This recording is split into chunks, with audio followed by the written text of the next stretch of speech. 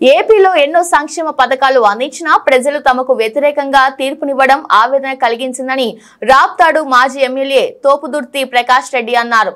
తాజాగా ఎదురైన ఓటమిపై అనంతపురం జిల్లా వైసీపీ కార్యాలయంలో ఆయన మీడియాతో మాట్లాడారు.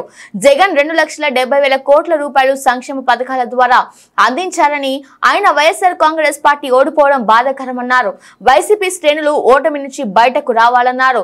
టీడీపీ దాడులను తీవ్రంగా ఖండిస్తున్నామని, ఈ దాడులపై డీఐజీని కలవబోతున్నామన్నారు. చంద్రబాబుకు 6 నెలల సమయం ఇస్తున్నామని, ఆయన ఇచ్చిన హామీలన్నీ నెరవేర్చాలన్నారు. లేదంటే ప్రజలతో కలిసి ఉద్యమిస్తామన్నారు. జగన్మోహన్ రెడ్డి కోసం నా ప్రాణాలు అడ్డు పెట్టేందుకు సిద్ధమని ప్రకాష్ రెడ్డి స్పష్టం చేశారు. ముందుగా విజయం సాధించినటువంటి తెలుగుదేశం పార్టీని అభినందిస్తా ఉన్నాను. ప్రజలకు తప్పకుండా తెలిసి వస్తుందని భావిస్తా ఉన్నా. 2,69,000 కోట్ల రూపాయల పథకాలు ఇచ్చిన జగన్మోహన్ రెడ్డి గారినే ఓడించిన ఈ ప్రజలు అవకాశం ఇచ్చారు కాబట్టి ప్రజల నిర్ణయాన్ని గౌరవిద్దాం. అదే విధంగా వారు మంచి చేస్తే కూడా స్వాగతిద్దాం, ఇచ్చిన హామీలని నిలబెట్టుకుంటే కూడా స్వాగతిద్దాం. మనకంటే మెరుగైన పాలన అందించినప్పుడు తప్పనిసరిగా మనం స్వాగతించాల్సిందే. దానికి 6 నెలల సమయం ఇద్దాం. అందరూ కూడా వైఎస్ఆర్ కాంగ్రెస్ పార్టీ శ్రేణులందరూ కూడా ముందు ఓటమి బాధ నుంచి బయటికి రాండి.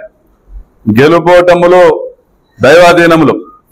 ప్రజాస్వామ్యంలో గెలుపు సహజమే, ఓటమి సహజమే.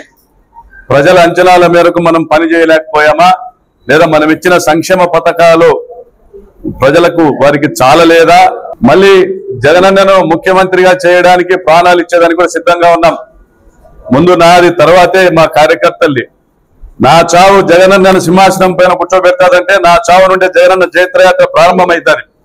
వైఎస్ఆర్సీపీ శ్రేణులందరూ కూడా మనోనిబ్బరం కోల్పోవద్దండి. తప్పనిసరిగా ప్రజాస్వామ్య పద్ధతిలోనే పోరాడదాం.